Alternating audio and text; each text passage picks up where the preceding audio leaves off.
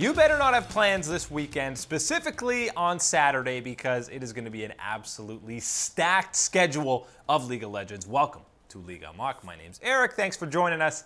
As always, you've got LPL semifinals, some of the finals, or technically semifinals in Europe, the finals in NA, and of course the finals in the LCK. Maybe the most highly coveted, most hyped up one is, of course, Griffin versus SKT. You remember the last time these guys played, it was absolutely insane. We can truly see who the best team in Korea is. It'll have been several weeks since we've actually seen Griffin take to the Rift, so there's plenty of question marks to be answered on their behalf, and SKT clean, fresh off that 3-0 takedown of Kingzone. It wasn't a demolishing. Games 1 and 2 were absolutely insane, but still a sweep nonetheless. So predictions are going all over the place for this series. We're going to go lane by lane, much like we already did in the LPL, and preview this matchup because it is going to be absolutely insane. And of course, in the top lane, this is where you're going to see the biggest advantage that SKT has in this matchup, and it was the biggest advantage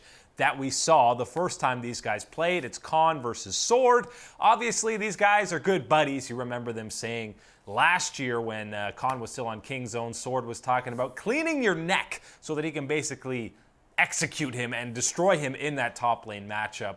But Khan definitely got the better of him last time, and I think overall there's no arguing that he's had the better spring split, even though he's had some questionable games where he's gotten caught out. For the most part, he's been one of the best players on SKT, and I think we know that he can play carries at a higher level than Sword. So really the pick ban phase when you're just looking at the top lane is going to be huge, because the big question mark is going to be, can Sword play Jace at a high enough level? Because you're probably going to be wanting to ban or take that away from Khan in most of these games. But starting with that top side, I think it's advantage SKT, and it might be the biggest advantage that any lane has in this series. So that's something that SK Telecom, Coma, and the boys will definitely be looking to try and exploit.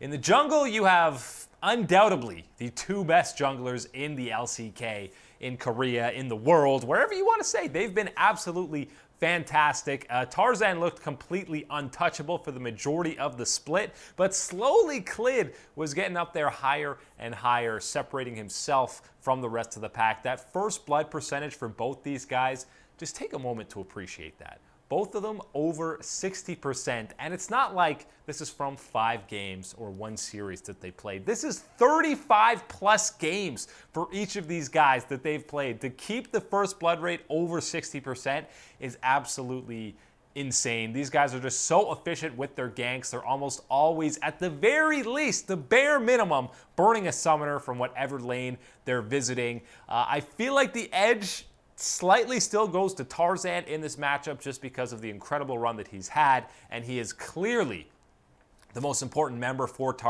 Griffin, I think Clid is the most important member for SKT as well, but this could definitely be a back and forth set with either one of these guys dominating the jungle matchup and the early game in any given match in this best of 5. But Tarzan gets the slight edge. The mid lane is the one everyone wants to talk about, of course, because it's Faker now and older Faker, of course. Faker versus Chovy. I know people were upset because Chovy won MVP, and I'm a little upset too, not because he doesn't necessarily deserve it, but the game that he got it, he didn't deserve it. He was still the best mid laner in the LCK, and yes, Tarzan is more important to what Griffin does on a game-to-game basis, but Chovy was still completely styling on people in that laning phase. 16 solo kills, that's more than 6, more than the person in second place. He had the best laning numbers of all mid laners, and he still finished with a double-digit KDA.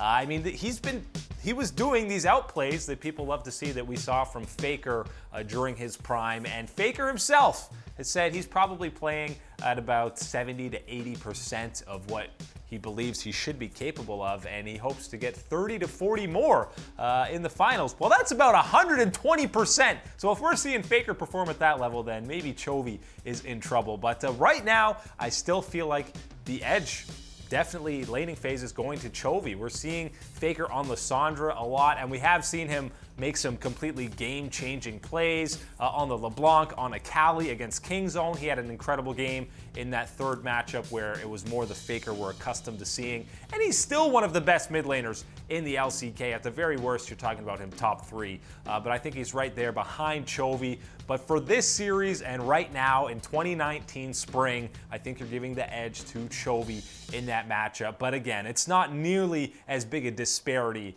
as when you're talking about Khan versus Sword in that top lane matchup. It's still going to be pretty even, and I'm really excited to see the pick bans. I want to see Faker on carries more so that he can go toe-to-toe with Chovy in that laning phase.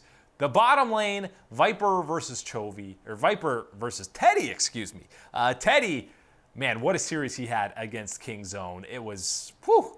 The Varus picks, he was absolutely insane, and he has been the featured carry on this SKT lineup, whereas, I mean, it's very different playstyles and what they're doing for their given teams. I think Viper, he's got some of the lowest kill participation of all 80 carries in the LCK, simply because a lot of these games, he's just left on a side lane as a Lucian or something that's going to dominate that laning phase. That's why his CS numbers are so good, and he's just left on an island in those solo lanes where they don't necessarily need him to contribute as much to these team fights, whereas Teddy is the man, the myth, and the legend for SKT in pretty much any game that goes north of 30 minutes. You're looking at them playing these team fights around Teddy. It's either a full 5v5 that they're going with him, or you've got Khan in that side lane split pushing on a Fiora or a Riven, something like that, but it's still Teddy who is the teamfight-centric absolute beast of an animal that we've seen. It was the big question, what happens when this guy finally gets a team? Well, he becomes the best AD carry in the LCK, and I think that's exactly what he has become over the last couple of weeks, and it was only showcased more in that matchup against Deft, who was another guy you were talking about. Should have been co-MVP with Chovy, but Teddy performed super well in that matchup, and you thought that was kind of the one advantage Kingzone might have, but no. Teddy showed up in a big way, and Viper is still terrific. We know his mechanics are otherworldly, but I think you're giving the edge to Teddy in that marksman matchup in the bottom lane. When you get to these late game fights, I think if you're going full 5v5, I have higher hopes for Teddy to take over a team fight. And supports, you got Lahens versus Mata. Lahens is criminally underrated on this Griffin roster, I think, just because everyone talks about who's more important, Tarzan or Chovy. But Lahens, look at that first blood percent. For a support to almost be at 50% is absolutely insane, and he's one of the main reasons why Viper and he have such dominant laning stats, and him roaming around getting team fights started for his squad, working in tandem with Tarzan is one of the reasons why that early game is so dominant for Griffin. And Mata, I mean, we would just finish praising Teddy. A lot of that, he's getting groomed under the greatest support in the history